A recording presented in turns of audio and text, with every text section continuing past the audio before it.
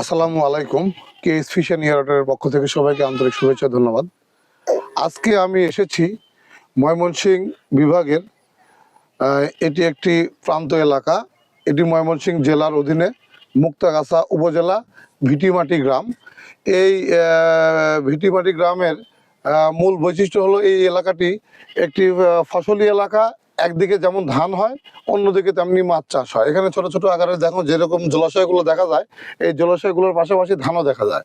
তো এই এলাকার মানুষের মূল বৈচিত্র্য হচ্ছে শিং মাছ, গুলশা মাছ, পাবদা মাছ, এই টাইপের মাছকে তারা এই ছোট ছোট জলাশয়ে চাষ করে এবং ব্যাপকভাবে উৎপাদন করতে সক্ষম হয়। যার ফলে ইনাদের মূল টার্গেটটাই থাকে যে এই জেলাগুলোতে ব্যাপক আকারে ইনারা মিশ্র চাষের পরিবর্তে 2-3 ধরনের ক্যাটফিশ মাছ চাষ করে ওনারা লাভবান হতে চান। তো আমার পাশে যে ভাই দাঁড়িয়ে আছেন, ওনার নাম হলো হুমায়ুন কবির ভাই। হুমায়ুন ভাই, আপনি একটু বলবেন আপনার পরিচয় সহকারে আপনি কতদিন ধরে এই চাষের সঙ্গে জড়িত?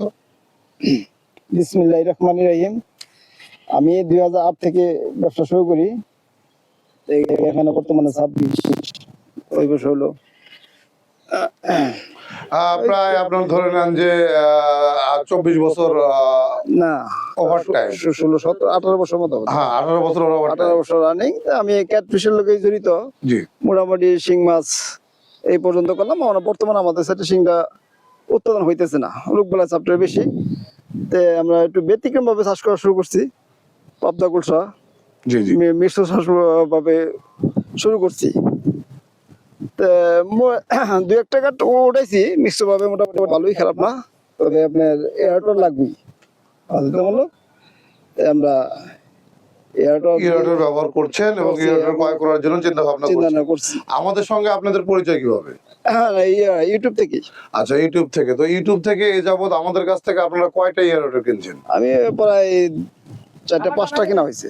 তো আমরা যে আপনাদের সঙ্গে দেখা করতে এসেছি, আপনাদের আপনাদের সাথে কৌশল বিনিময় করা এবং মাছ চাষের কি অবস্থায় আছেন না আছেন, এয়ারটেল কেমন চলছে, আপনাদের কেমন লাগছে এই বিষয়ে? না, ভালোই লাগছে, যেহেতু আপনি খোঁজখবর নিতেছেন, বাড়ছেন এবং বাড়ি পর্যন্ত।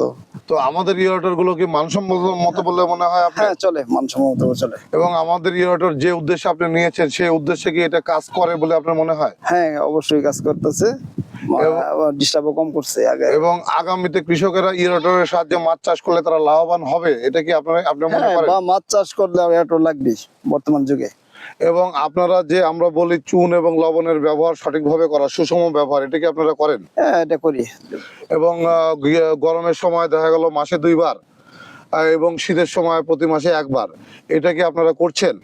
কি চুন? জি, চুন করি। চুন যদি পুকুরে লাগে তাহলে করি। আপনার পেঁয়াজের পর আমরা পেঁয়াজটা মেপে পরে তো চুন ব্যবহার করি। জি, জি, যদি ওই ক্ষেত্রে যদি লাগে তাহলে আমরা ব্যবহার করি। জি। তো আপনাদেরকে আমরা আরেকটা জিনিস বলি, যেটা পানিকে রিসাইকেলিং করা বা পানিকে ইন আউট করা। তো আপনারা এই জিনিসটা আমরা দেখতে পাচ্ছি না, তো এটা আপনারা কেন করছেন না? না, পানি তো আমরা করি, বাহির করি, বাইকের ব্যবস্থা আছে, মানে খেতে ছেড়ে দিই। আপনি মানে প্রয়োজন অনুযায়ী করতেছেন, কিন্তু টু বি কন্টিনিউ না। না, পড়লো না, দিতাছি বাইক করছি, এরকম না। তো আপনাদেরকে আমরা যে বারবার বলছি যে আপনারা ইন আউট সিস্টেমটাকে ব্যবহার করেন, আপনার কি মনে হয় যে ইন আউট সিস্টেমে উৎপাদন বাড়বে না কমবে? না, ওটা করলে ভালো হবে, যেহেতু আপনি মিশ্র চাষে ক্ষেত্রে এটা ভালো হবে। তো প্রিয় ভিউয়ার্স, আপনারা শুনলেন আমাদের কথা, আমাদের উদ্যোক্তাদের কথা, এবং আমরা এসেছি উদ্যোক্তাদের পাশে। তো আগামীতে আবার আমরা নতুন নতুন ভিডিও নিয়ে আপনাদের সামনে উপস্থিত হব এবং অধিক মাছ উৎপাদন করার জন্য ফিশিং এয়ারটেলের কোনো বিকল্প নেই। এবং আধুনিক পদ্ধতিতে মাছ চাষ করার জন্য আমার স্ক্রিনে দেওয়া নাম্বারে আমার সঙ্গে যোগাযোগ করবেন এবং এয়ারটেল ক্রয় করতেও আমার সঙ্গে যোগাযোগ করবেন। ইনশাল্লাহ আপনারা সফল একজন খামারিতে পরিণত হবেন, এই প্রত্যাশা রেখে আজকের মতো শেষ করছি। আসসালামু আলাইকুম ওয়া রাহমাতুল্লাহ।